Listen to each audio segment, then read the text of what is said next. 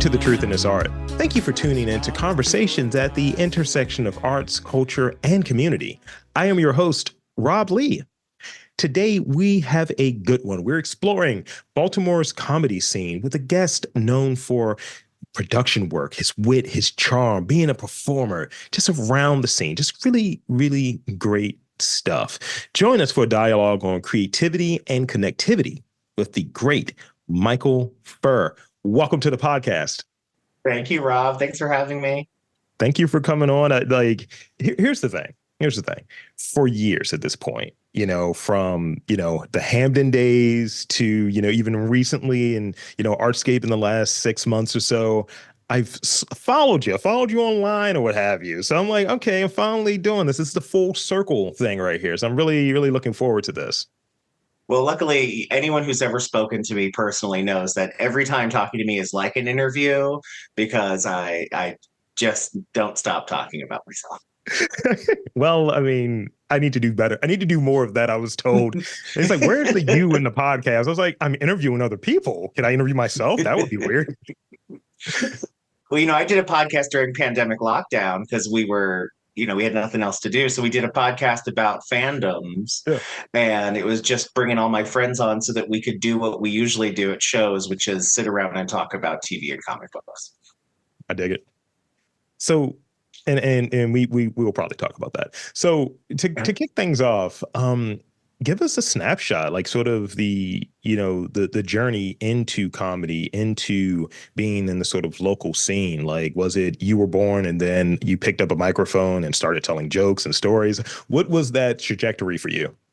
Well, I have a performance background and a creative background. I was always an actor and I was a creative writing major. And I did I used to actually write and draw comic books was like my thing that I thought I was going to do.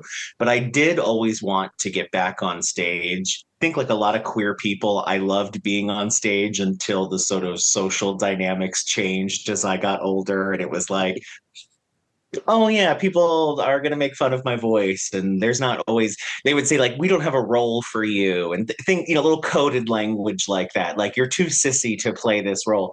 So I ended up backstage. I ended up a stage lighter and a writer and a director.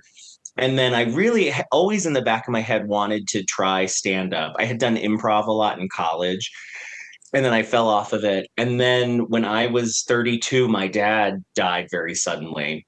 And when he died, I was like very aware of the fact that he had put off a lot of the things he wanted to do in his life for sake of taking care of his family and working. Because he was like the guy who always worked like 2 jobs, 80 hours a week.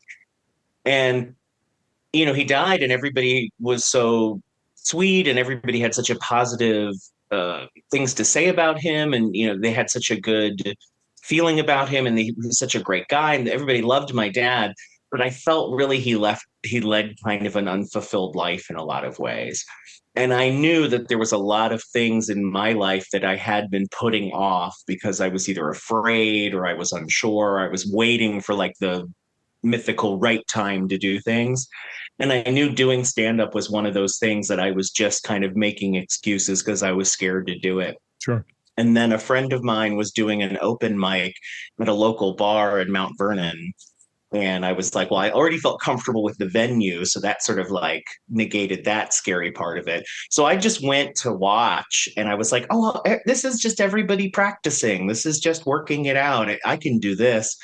And I got up and, I got booked off of my first open mic. I got booked by someone on that first open mic. And I like never stopped. I just really hit the ground running, and I hit every aspect of comedy as quickly as I could. I got back into improv. I started writing sketch. I started producing pretty quickly. And I just realized like, I want to do this. And if I want to have the right amount of time to do this, I have to make this an important and big part of my life.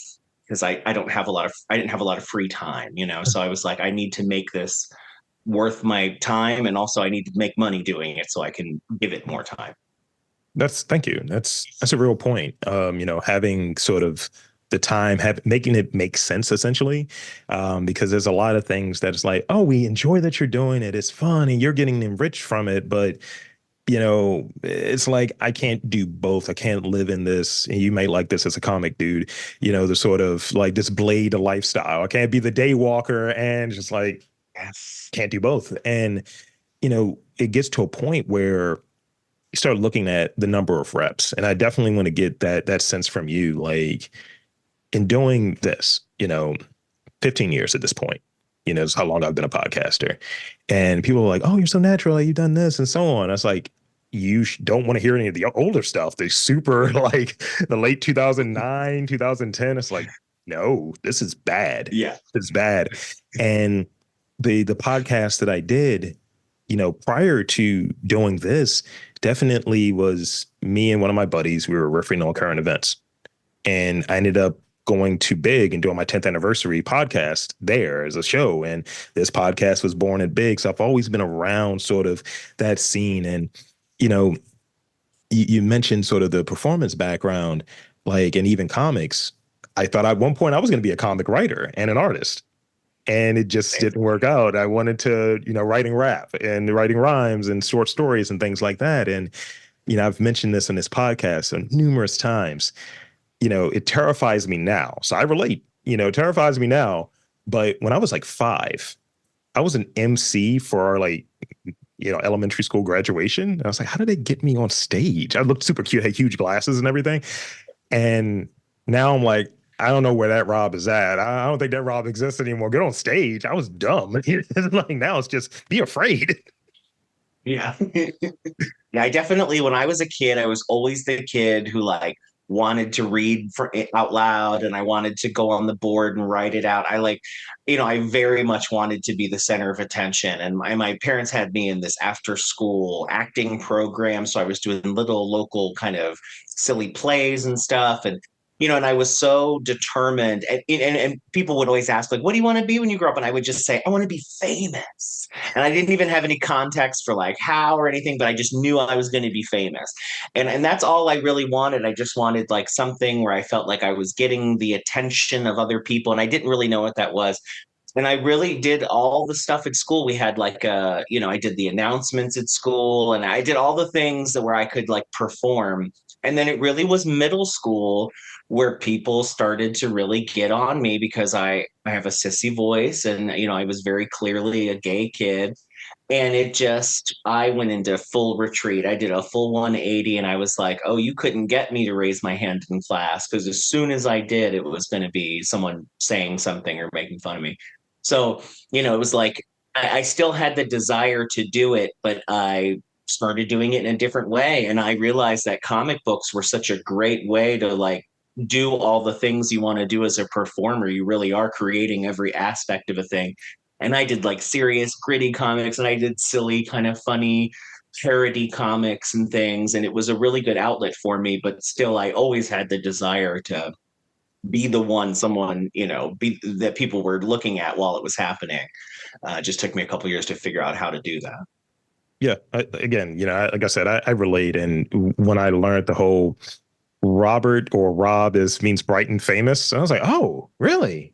Oh, okay. That explains these early on stage things. And, you know, I gravitate towards it, but it doesn't come natural for me. And, I think that that's a piece of it. And, you know, so and I'm probably going to ask this a little early, but I think it's important to Sure. ask it now.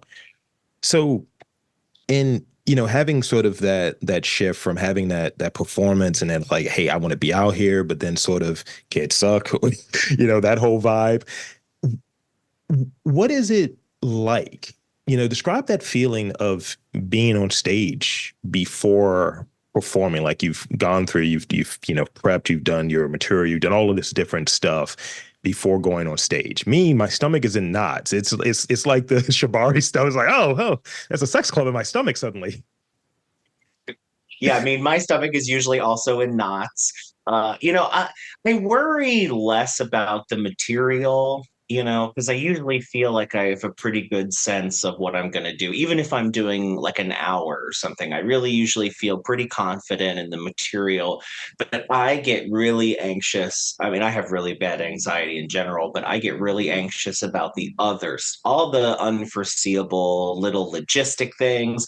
Am I going to trip? Is the lighting bad? Is someone in the audience going to say something? Are they going to, is someone's going to boo me, like all these little things that you can't control. Like I know I have confidence in my jokes, I have confidence in my material, I know I can do a good performance, but I'm always scared about the other stuff. Like before a show, I'm always scared about the traveling to the show. I'm always scared about the if it's a venue I've never been to before, like all those little things. But I get really psyched up. I love to just before a show get in my own head and get really amped up and excited. And you wouldn't know if I was getting ready to run a mile or what if you saw me backstage, because I get really like physically amped up and everything. And but a big part of my comedy is energy. I give a lot of energy on stage, and I have a big personality on stage, so I make sure that when I go out there, I'm ready to just hit them hard and bright. And because I don't think my material works as well if I have a low energy offer. So I have to get myself really riled up to do that for however long I'm supposed to be on stage. And luckily I've been doing it long enough that a lot of it's muscle memory. So when I'm out there, I'm not so worried about the performance aspect of it. Once I feel comfortable, like, okay, this is all happening now, I can just kind of sink into it and let it happen. Thank you. It's again, it's the reps. When you say muscle memory, it's definitely the reps. Mhm. And again, it's that thing where I get the same nerves that you were describing of like, man, I'm going to explode on stage. That's exactly what's going to happen. That makes sense, right? And Yeah. and then it has the somatic things. Like I'll have like a splitting headache, and I would know I do more moderating stuff, like doing panels or hosting movie nights and things of that nature. And I always get told like, you did really well. Couldn't tell that you were over there. I was like, no, I was dying inside slowly. It's being tortured, like William Wallace style. It was terrible. And but then ultimately the perseverance is there, because it's like it's almost this thing of, what do I know to be true? It's like, I know this movie, I've prepared. I was like, all the other things I can't really control. And I'm going to tease that a little bit because I got another question related to it, but I want to save that for a little later for folks listening. And so, stepping back a touch, comedy can be, as comedy and storytelling performance, it can be as revealing as it is entertaining. So your a lot of your material is coming from like personal experiences, and a lot of, I think, great comedy comes from personal experiences. We've heard people who have kind of made up things that didn't really happen, and then they get outed later, and it's like, you should have just went with the real story, what really happened. Yeah. How do you find balance between sort of that universal, like, I think people can relate to this, and how much of you do you put in it? How much do you amplify? Talk about sort of that process in developing your material. Sure. Yeah. I mean, I really go back and forth between even just within a set or within even just one joke, very honest and completely fabricated. A lot of my material is my idea of a worst case scenario, or my idea of a, oh my God, wouldn't it be crazy if kind of thing. Yeah. So a lot of times the story I'm telling is a situation I'm in or a situation I'm familiar with, but then what if this happened, or what if it went this way? And it usually just comes from doing this thing and being in the situation. And then I think like, oh, I'm so lucky that he didn't say this, you know? But the stuff I'm brutally honest about is probably the most sensitive stuff. I speak very openly about drug addiction and my health. I have lived with an autoimmune disease and growing up gay in a conservative town, and all of these sort of more painful, real things. All the social kind of little things where, oh, and then I said this and he said that, and this is what happened. That's usually a 45-degree angle away from what actually happened. I always tell people, I think people get upset sometimes that comedy isn't 100% true, but I also say like, well, it is performance art. Like you don't go and see the play Cats and then get home and like you would never believe what just happened. These cats, first of all, they can sing. Second of all, they did, I think, kill one of the cats. They decided we don't like her, and I think they killed her. I think that's what that play's about.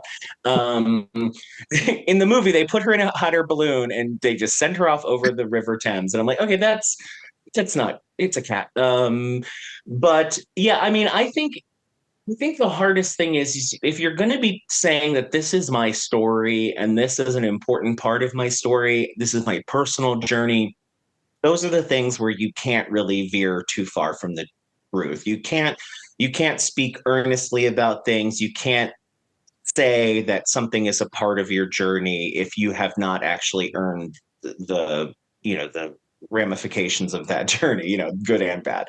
So I would never pretend to say like do jokes about being an addict if that was not the truth. I would never talk about being a sexual assault victim or growing up in a home with abuse or any of the things that I talk about that are real or cringy or upsetting.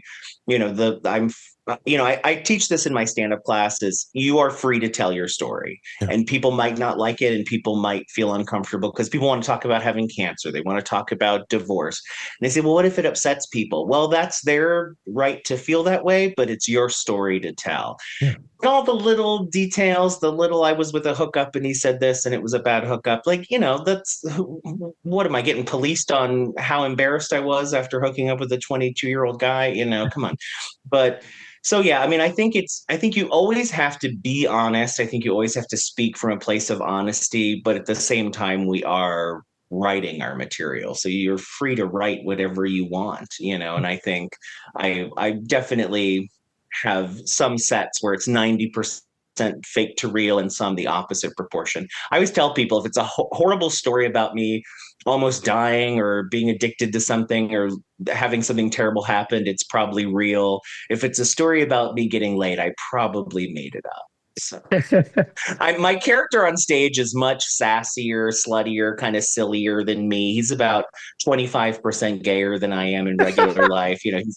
He's a little bit more of a sassy kind of kooky character than I am in real life, where I'm probably just playing RPG Maker and like listening to Sigur Rós or something. Like I'm not quite as interesting as my stage persona, but we've been through the same things. We definitely had the same life experiences. That's great. There is a delineation. Thank you for sharing that. There's a delineation between who the person is and who the person isn't. Like you've seen me in real life. Like I'm gangly, I'm quiet. I try to avoid people. It's like I don't want to take up space, man. I'm just over here, man. I'm just doing my thing. And people are like, hey, man, how's it going, man? Treating this art, man. It's art in and around your community. It's like, oh, leave me be. But it's always cool to see people, but sort of like I'm sort of in my safe space, if you will. Like, I'm talking to someone who's talking to you at this instance, that's super interesting, that has a story, and doing my best to facilitate said story being told. But if I'm just out like getting a coffee from like Sophomore or enjoying a Rob Lee from Forged, it's plug right there. If I'm doing that, it's just me being like Robert. Whereas Yeah. if I'm on here, it's just like Rob Lee, podcast extraordinaire. And that's the thing. That's the thing that's sitting there. And same people, same person, but sort of same interest level, same experiences, and all of that. Yep. And yeah, and sort of being and maybe I'll get your take on this. Actually, I think I do want your take on this. What is it like being sort of being a public persona in Baltimore? That's the thing. It's like you're on stage. Yeah, it you're definitely in this city. Yeah. Yeah. I mean, a lot, I don't think I'd ever call myself famous, but I get recognized a lot. And I think it's because I've been producing and hosting about 150 shows a year for the past few years. And I was at one venue for many years where I hosted multiple shows a week, sometimes two or three a night. So, you see a lot of the same people and you see a lot, and, people know you. And, I've got specials and stuff, and I do a lot of, promotion of stuff when it happens. So I do get recognized sometimes. And it's usually just like, oh, hey, you're the guy from the thing. That's cool. Oh, we had a good time. You're funny or whatever. But sometimes it's more than that. I've had people very earnestly tell me about, how they sat down, same-sex couple sat down with their kid and, they showed them my special and they wanted to talk about their gay experience. And I met a woman at a comedy show and she had a queer child who was 15 and in high school in the same community that I went to high school in, and he was having a really hard time, and they sat down and watched my first special together and talked about it, because that's a theme of the first special was growing up as a gay kid in the dumb ages, and but pre-internet era where no one was culpable for anything. And yeah, so it's an interesting thing. I very much treat comedy like it's my job. It's very much the thing I do. I host, I produce, I run shows, and I perform, and those are all just different facets of the job that I do hopefully every week. And that's a weird thing to get recognized for, because it's a job you do on stage. And I'm sometimes in so much tunnel vision, I don't even think about how it's going or if people are watching. I've people say, "Oh, I follow you on social media," and I'm like, I don't what I don't know what you're talking about. You're one of my favorite TikTok creators, and I'm like, I'm a what now? Like I don't think about it as like, oh, everybody's going to see this and they're going to like it, and I just kind of put it out there, and that's just a part of what I do. So it is cool to be recognized and it's fun, but I feel that it's my responsibility as a producer and a host and as a showrunner and just a booker and everything is about making a space for other performers. And that's the whole reason I started doing it, was to get as many people who want to be on stage to do the thing they want to do and hopefully get paid to do it. And so that's a great thing to get recognized for. It feels like, oh, you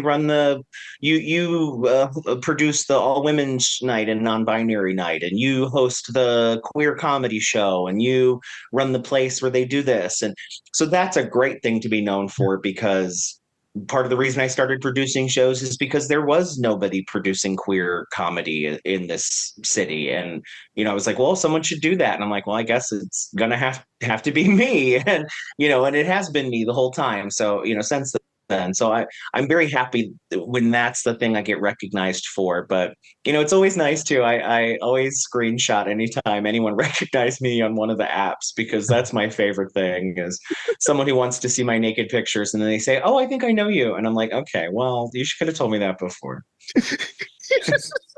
I was waiting for that, by the way. It took this for you to remember that you saw me do comedy at a brewery in Howard County. This is the part you remember. Okay, thanks. Oh, that's the face you reckon. Oh, got it. Yeah, Okay. yeah, exactly. Yeah. Thank you. I don't get recognized visually. I get recognized audibly.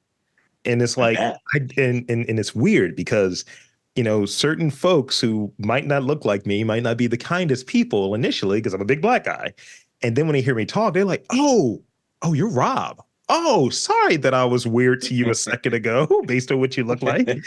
And yeah. I just play it real chill. I'm passively a dick about it, but I play it real chill. It's cool getting recognized in that way, because it's kind of funny. I get to be a troll a little bit. Well, I was going to say, it's always interesting to be recognized for the thing where I'm not even on stage that much. Like I do these plays at the Fells Point Corner Theater that are like an improvised play that we run, and we do like a full run of it like it's a regular play, but it's, all the dialogues improvised every night.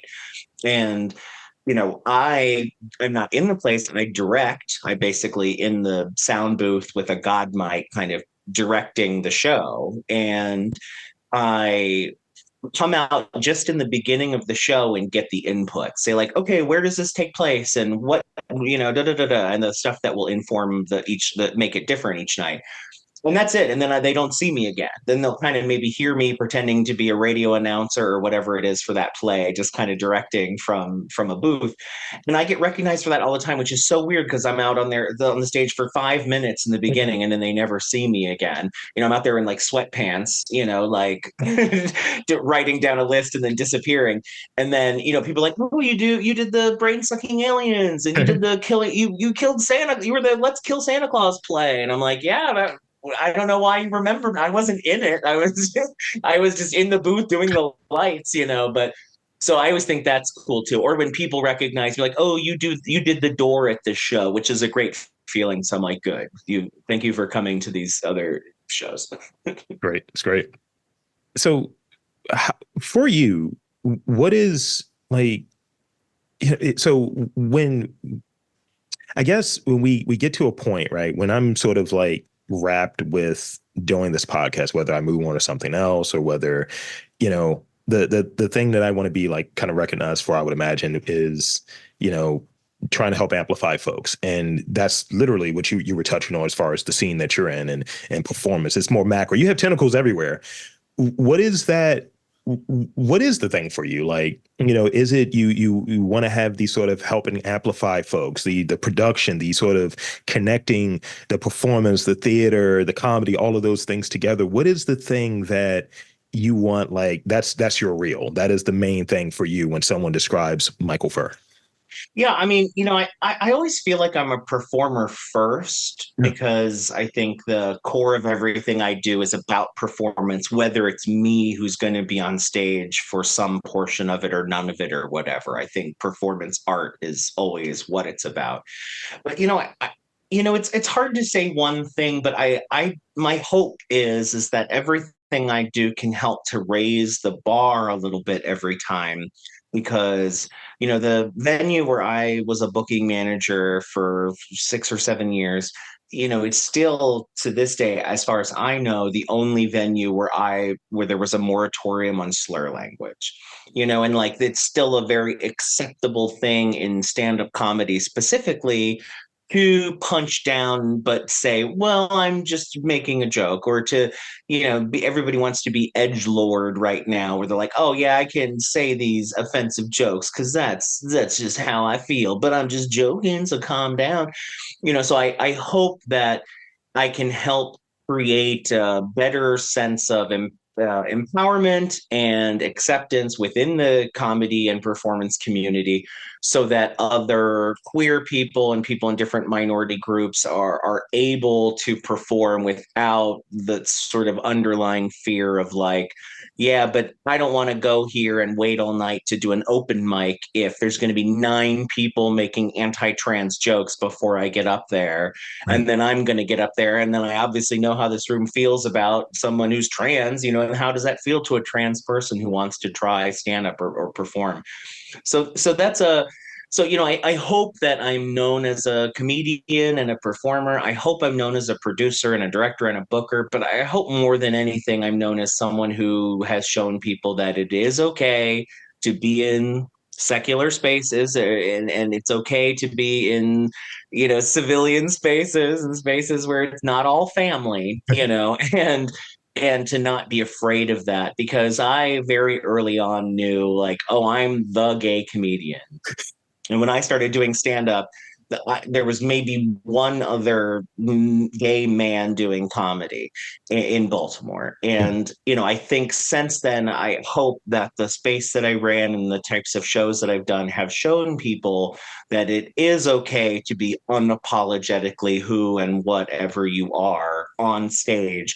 And some people might not like that, but you certainly can't not do it for fear of how people are going to react within the community. Because I think I've shown them the audiences will be fine. It's the dipshits who might be on the show with you who are going to make some awful joke at your expense.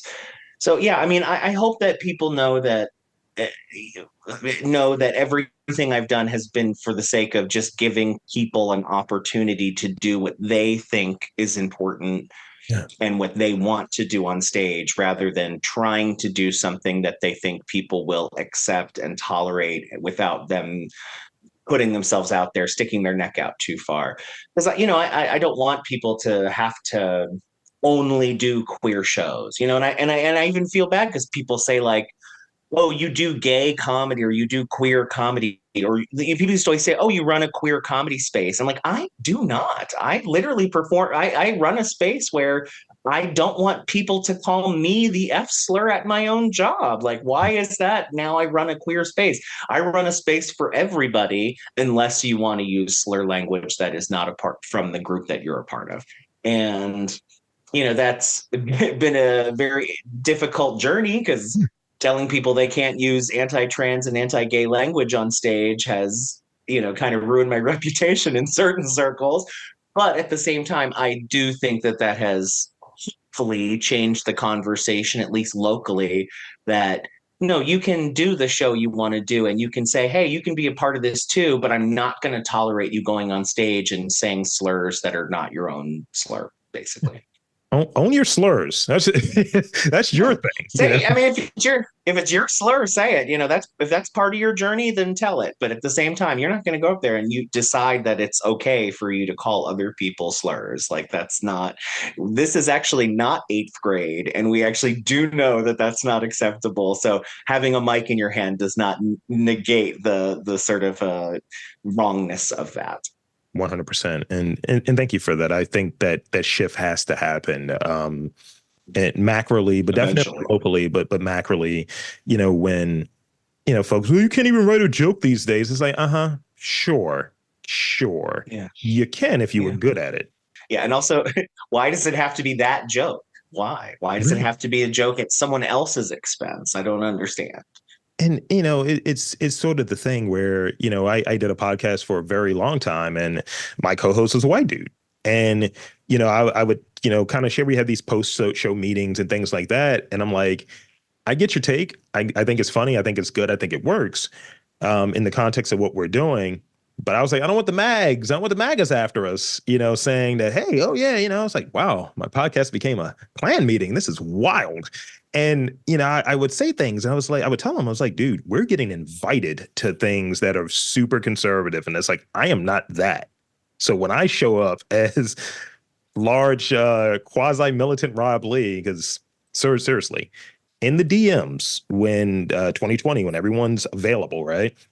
We had people taking bits and kind of going through like comedy and being more, I guess, aware that things that have been said over the years have hurt folks, with George Floyd and everything with that summer, right? And I remember, I hadn't been doing this podcast very long, and I'd mentioned like my experience being what I am. I had people DMing me that experience didn't happen, and I'm like, I'm I'm telling you, it did. This is exactly what happened. Just being black in America or being black in the city.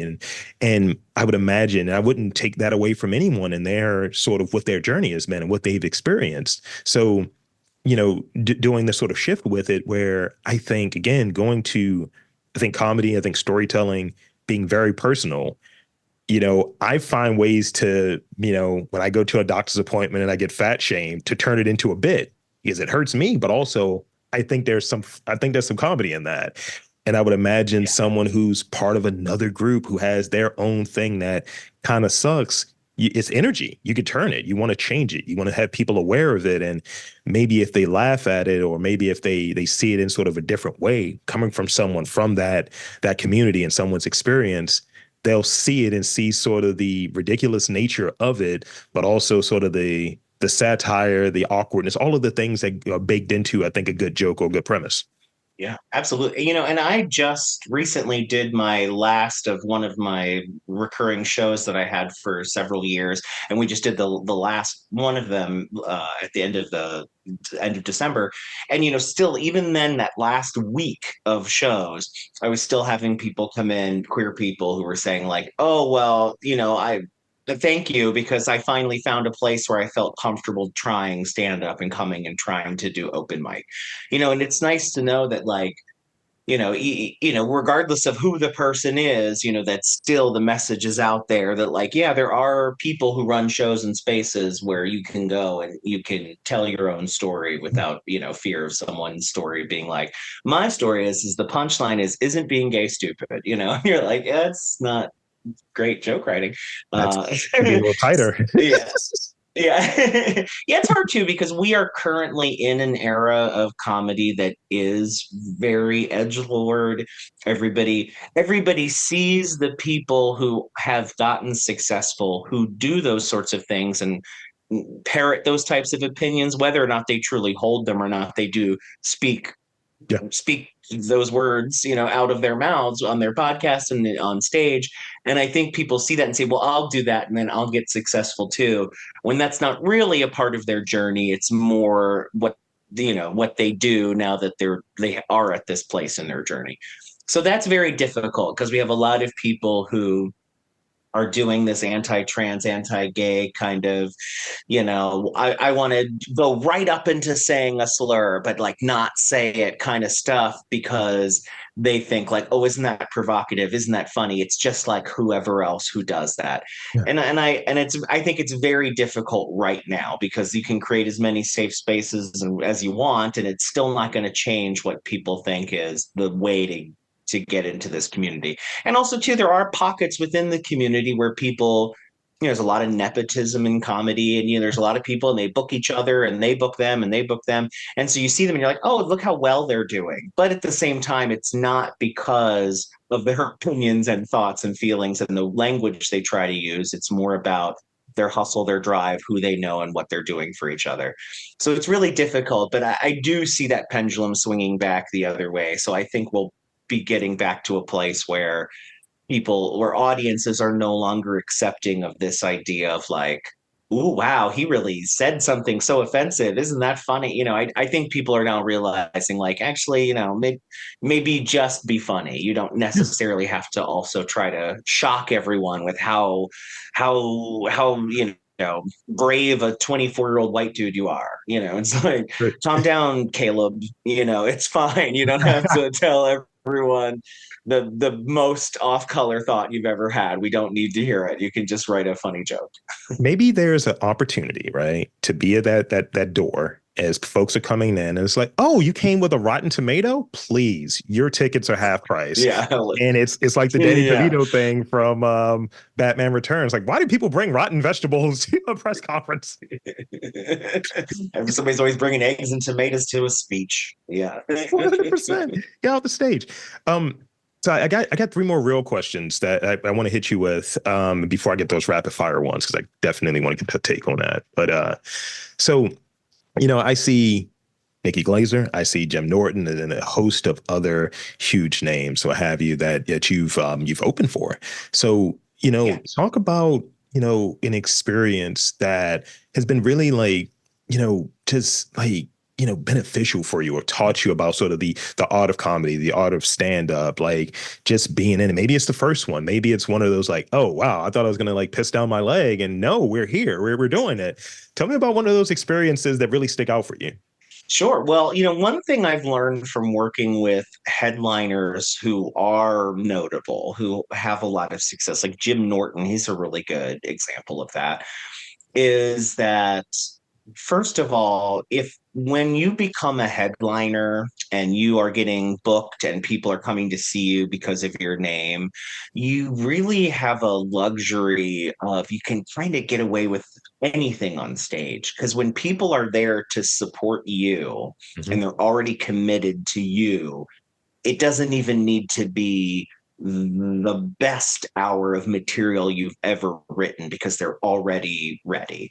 And it goes back to one of the first pieces of advice I ever got in comedy, which is you might never make the people who don't like you start liking you, but you can make the people who already like you love you.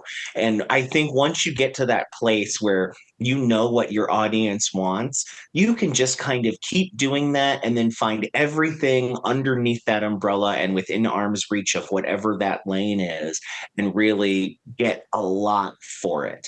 I think Jim Norton, like I said, he was up there kind of talking just kind of about his day for some of it, but then he also was so on top of his material when he actually did his material. He had the full notebook. He was going line for line. He was making sure the order was exact. And then after the show, he stayed and he met everyone. He had people who were there who see him every time he's in town. There's people who've never seen him. He was really such a kind person and such a good example of what a celebrity or a notable comedian could be. And I've seen bigger names than him and smaller names than him who really do not treat people very kindly, who are not, I've seen people at my level all the way up who act like they don't want to be there or that they don't care what people think of them. And my opinion of some people after having worked with them is much lower than when I just respected them and liked their material, because I think a lot of people really don't think about how it affects people when you are or aren't kind to them, Yeah. when meeting you is important to them. So I think you just have to lead with kindness. You have to be professional, and you have to do the thing you're there to do. He is there to tell jokes. He's there to meet the people, do a good job, and leave. And he just really made sure he did everything he was there to do, and he wasn't just rolling his eyes because it was just Baltimore, rolling his eyes because it's just another show or whatever. He really went out of his way to work really hard. Another guy who was like that was Seton Smith. Yeah. He was so nice. He was so kind. He was so funny. His material was, of course, amazing. Like, he did a great job as a comedian, but then all the other stuff that happens off stage, he was also so good at. He was so kind to the other comedians on the show and to me as the host. And he was really kind to the staff. He was just like a good guy that left everyone with a super high opinion of him. Yeah. And he got me so high I missed my Uber. So that was also really nice. That's fantastic. I always have a list. This is what my partner does when she goes through. I'm like the guy you can never find something for. It's either recording equipment or tickets to something live. It's experiential, and it's either some obscure musician or comedy show. So I have like a list of folks that we check off the box, and yeah, there's a few that I haven't seen yet. It's like, all right, I got to knock this one out. So I remember it was a show local. It was at Autobar, and it was Matt Bronger. And I was just like, oh, this is gonna be great. This is gonna be fun. And it was great. And I actually liked the opener too. And I was like, oh, okay, she's funny. And the shift that happened, she was an asshole after she got off stage. She was sitting right next to us and trashed him the whole time. We could only hear her trashing the headliner the entire time. And I was just like, what are you doing? So now I remember his closing bit. That's the only thing I remember. I don't remember the rest. I remember he was funny, but I remember her being a jerk more than the actual show. And my partner remembers it the same way. It's like, remember that asshole chick was next to us? And it's weird. And it's like, yo, you're a local. I want to root for you. I want to support for you. And now you've turned me off to anything that you do. Yeah, and it's hard too because I think that has to start right at the beginning. I teach a stand-up class, but it's not just like a joke writing class. I call it Welcome to Stand Up, and it's actually through the Baltimore Improv Group. And Nice. it's a 7-week class, and it is joke writing and it is stagecraft and social media and all those things. But it's also just the stuff no one ever talks about, which is like, don't run the light. Don't talk through other people's set. Listen to the comedians who are on the show, who are working, who get paid, the people who are doing the thing that you want to do. Listen to what they're doing. Take notes from how that goes and see what their experience is. Talk to the other performers, get to know people, all this kind of stuff. Because I think so many, especially comedians who are, getting out of that open mic place, but they're not quite feature level comedians yet, they have this attitude of entitlement, and they go to open mics and they're rude and they talk over everybody. They don't support the venue. If you're going to an open mic, even if you're not going to drink, if you don't drink or if you don't buy sodas or food, please tip the bar staff. Most of them are waiting there hours while Yeah. these open mic happens for nothing, so that people can sit there. Your hilarious story is not actually the thing that pays the rent at whatever venue it is. So I always make sure that I tell these like newer people, these newer comedians and open micers, I'm like, you have to start doing this from the very beginning. You need to be respectful, introduce yourself to the host, make sure that you get people's social media, make sure that you are a good audience member as well as a good performer, because that ends up with people who do make it and they do get some sort of success and they don't have a baseline of how you're supposed to treat people or what people should expect from you. Yeah. Oprah said it. You teach people how to treat you. Yeah. You teach them. I think Toni Morrison said that, but Oprah said it to me. I saw Oprah say it first. So it's true. You teach people how to treat you, and a lot of comedy is the hang. Yeah. I don't want to book people who are some amount of funny, but I don't want to be around them for an entire night.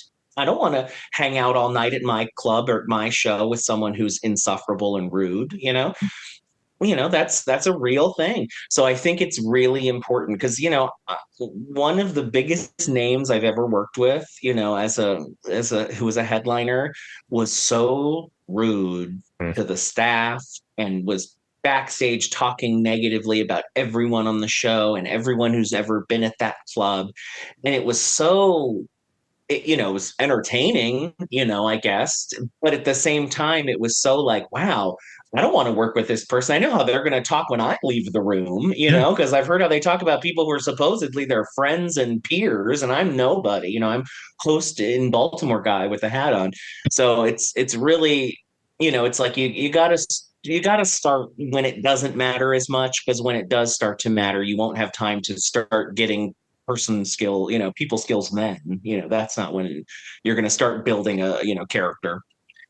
Yeah, at 100%. And before I move into this last question, I've been able to combine Yeah. them.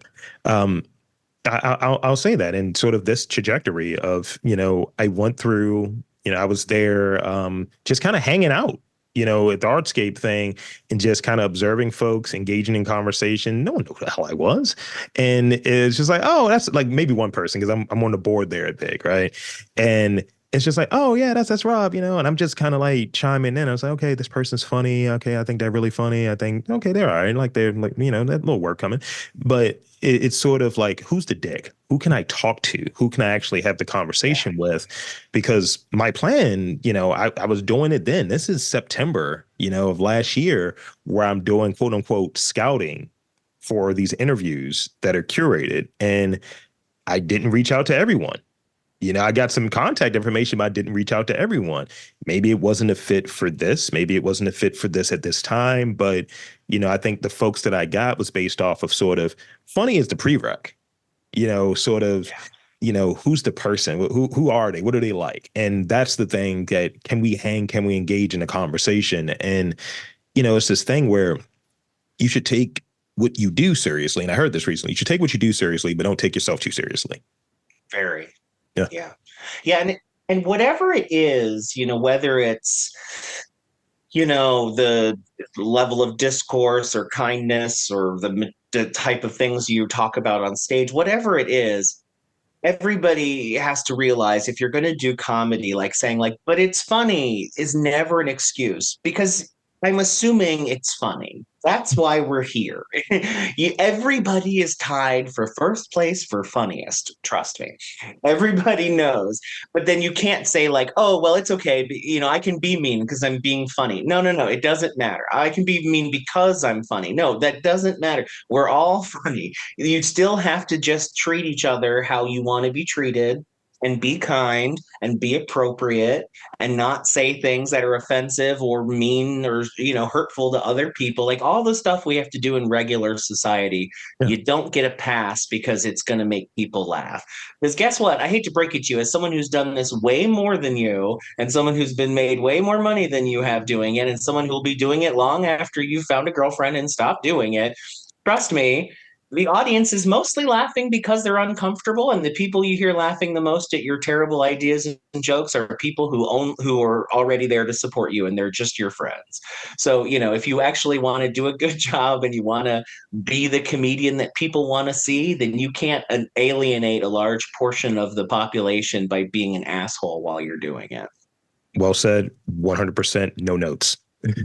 So this is the last real question I have, and you touched on your specials earlier. There are two, right? Yeah, And 2 hour yeah, long too. specials, and met with much critical acclaim. I mean, out here changing lives, getting people to engage into these conversations. So could you share a bit, one, the names of them, where folks can find them, all of that good stuff, Yeah. but also sort of the trajectory of from special one, what was that process like, and building that out, writing the jokes and doing that, because it's the first one, to the second one, and when's that third one coming?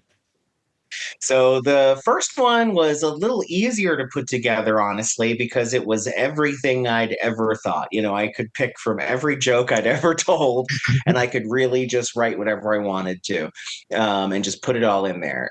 So a really great friend of mine, who's an amazing comedian, Archie Jameson is his name. He's in Los Angeles now. He did a great special in Baltimore called "By the Dryer," about him living in someone's house by their dryer in their washroom.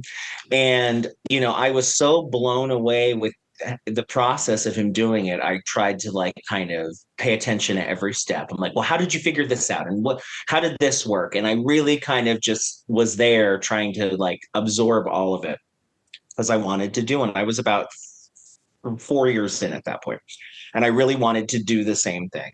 And then I literally, when he was done, I knew that production company. I knew the members of that team, and I talked to them, and we worked it out. And I really said, of everything I've been talking about on stage, I think I have a really solid hour that's just about growing up a gay kid into a gay adult, becoming a gay comedian, and just want to do a special. I was like, it's going to be called Straight Acting, and it's going to be just a full hour about like the gay comedic experience. And then as I was writing it, I just, was lucky. I had a pretty good relationship with a lot of other bookers and producers at that time. So I was able to run the full hour at different venues. And I basically worked on it for almost a year, where I was just doing material from the special, and everything I did on stage was in service of getting ready for this special. And I just really, I did write original material that was only for that special. And then I also just worked really hard on the transitions and the narrative through line. And I really wanted to make sure it was not just, hey, I have 30 minutes of material, I guess it's time to write a special. I said, I have an hour that means something in this order altogether, where I'm telling a single story. And that's what I did. And as I was working on it, I started writing the second one, where I said, I'm going to turn 40 soon. I think I could do another hour just about what it is to get older as a comedian, as a gay man, all these things as well. And before I knew it, before I had even really finished prepping for the first special, before I'd recorded it, I had already written the second hour, because there was a lot of material I already had. But I was like, yeah, I really do have this other hour that it's all about what it's like to turn 40 in this world. And, from my point of view. So I did the first one and I recorded it. We did it at the Wind Up Space, RIP. And I did with ATB Productions, Across the Bridge Productions. I had Scott Cease open for me, and he's gone on to be quite famous. And it was really an amazing experience, and it went so well, and it was such a positive experience, that I right away started working on the second one. And the second one was a little harder because I had already retired most of my best material, because I had put it in the first special, and you can't repeat jokes so in a special. So I had to really write a lot more for the second one than I did for the first one. But I had such a clear vision of what I wanted it to be and of what it had to be about, that it was a lot easier to sort of tailor make the material. And then the third one has also already been written. I'll be recording it later this year. It's sort of about being a working comic. It's just sort of through the viewpoint of what it's like to be a comedian right now as compared to 10 years ago, and sort of being just on the road and out there in the world. So my first special is called Straight Acting. My second one is called I Didn't Die. And you can watch them on Amazon Prime Video. You can listen to them on Spotify, iTunes, Deezer, Tidal, all the apps, and hopefully soon on some other streaming apps where you'll be able to watch them. That's all in the works right now. And then I'll be recording the third one later this year. So that'll be a third hour. I recorded the second one in December of 2019, and it was supposed to come out in spring of 2020. So we were a Oh, little busy. I was busy having daily panic attacks in spring of 2020, so I was not able to release and promote a special. So when I did finally release it in 22, it was sort of like, oh, I think I lost some of the momentum. People are wondering why there's no jokes about Zoom in this special. So it's because I didn't know what it was yet.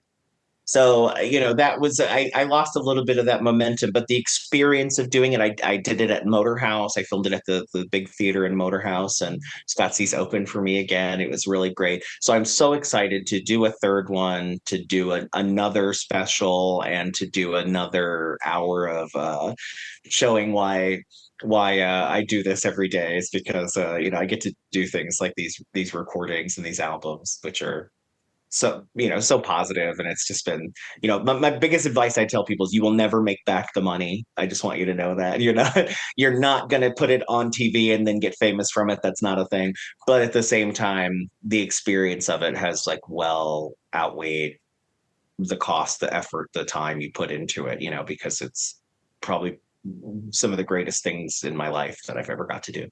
it's wonderful. And I must comment before I move into the rapid fire portion of the podcast. It's almost like a queer Pokemon: gay kid, gay adult, gay comedian. You've evolved. Yeah, exactly. Yeah. Well, I'm digivolving. I don't have Pokemon money. I've got Digimon money. It's good. It's good. All right. So I got some rapid fire questions. Yeah. And as I tell everyone, do not overthink these. It's like I said what I said. This is my answer. And in the future interview, when the third special comes out, when we do another one of these interviews, I may ask the same Yeah. questions and maybe a different answer then. So here's the first one, and this is from a performance standpoint. If you could choose any location in the world to do a stand-up set, what would it be? Well, Red Rocks.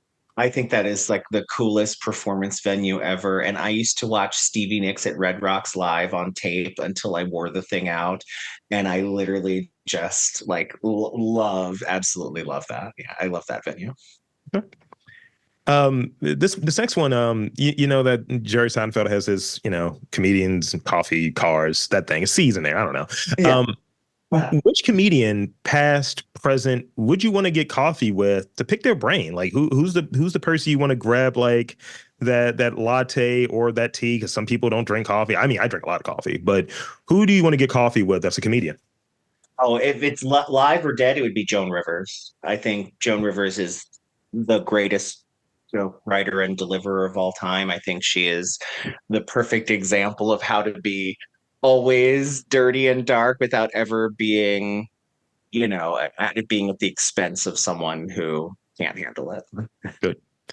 I've been asking this one recently, and some people are like, "Yo, can we just cut that?" But I'm going to ask you. We've all had them. You live long enough, you have a thing, and you're like, I don't want to look at that picture. Do you have any fashion faux pas that stick out? Like, what is that most regrettable style choice that there's images of you with it? There is a period where I had product in my hair, and it was pandemic. It was, biking every day, and I was letting my hair grow out, and it was slick. And my partner, she's like, so this Lester Holt thing, are you going to continue that? Is that the new thing? What are we doing? And so Yeah, oof. thought. Yeah, I've had a lot of. It's been a long 44 years because I was a raver. I did, I tried to make my own clothes. I've been through everything, but I think the biggest faux pas was I spent way too much time trying to do my hair in a way that people could not tell I was losing my hair. And I want to tell every man out there who is becoming an out and proud Rosito American, whether they like it or not. Everybody can tell First of all, you can't, there's not enough hairspray in the world to hide it. And also, it does not matter. If you can change your entire career so that you can wear a hat every day, which is the other reason I became a stand up comedian, fine. If not, just shave your head. It doesn't matter. Your head is not so weird of a shape that the fact that you have long hair but bald on the top is an acceptable alternative to that. So yeah, I spent way too much time. Luckily, Death Cab for Cutie was very popular, so I could just do very long, swoopy bangs. It was all actually just technically a comb over. So I've been there as well, brother. yeah. It's just like, oh yeah, it's just like this. It's natural. It's like you Yeah, still have it's the loose hair. light. It's the light. Luckily, we're tall, so we can just stand with our heads in a certain way where people can't see the top of your head. Yeah. Yeah, I was trolling one day. I have a buddy who he went into work one day, and I'm the master of getting like inappropriate pictures of just things that I'm questioning. It's not like I'm making fun of them, but it's like I'm questioning this. And he had like, kind of like, he's going bald, and he was like trying to come back, and he had extensions in as if no one noticed it. And I was like, you don't go from like the 2-inch joints to like the 8-inch joints over a weekend, my guy. So I took a picture of it, and I was like, it's like dotted lines. And I'm trying not to be a complete heel about it. And I was just like, all right, man, I see you, bro. Look, yeah, you got the extensions, bro. Love it. But it was literally, what is going on with your head? Yeah, I mean, it's really hard. I certainly I thought losing my hair was going to be the worst thing that ever happened to me. I really thought like I didn't know who I was without my hair because I had long hair and I was super into it. And then once it's gone, you realize like those are all fallacies. Those are all things we put on ourselves. And I actually am still me with a hat on, shockingly enough. Here's the next one. And it's one more after this. So Uh, so we talked a little bit earlier about sort of, the shibari stomach being in the knots and all of that stuff. Do you have any pre-show, pre-performance rituals or routines that kind of like that you must do like to kind of get in that spot? Some people are like, I'm going to take a shot of whiskey. I've done that and I forgot my whole introduction. Double shot actually at the wind up space for a podcast festival. Yeah, I don't usually drink alcohol before I go on stage. I don't drink much anyway, but if I do, it's a little one. But yeah, I usually have a caffeinated beverage before I go on stage. I usually have a Coke or a coffee.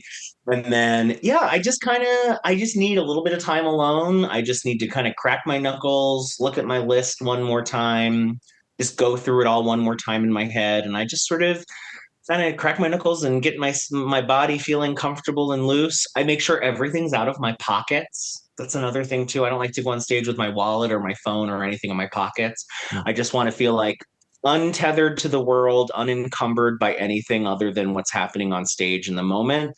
And then yeah, just make sure that I'm ready to hit the stage with as much energy as I can muster in that moment. I dig it.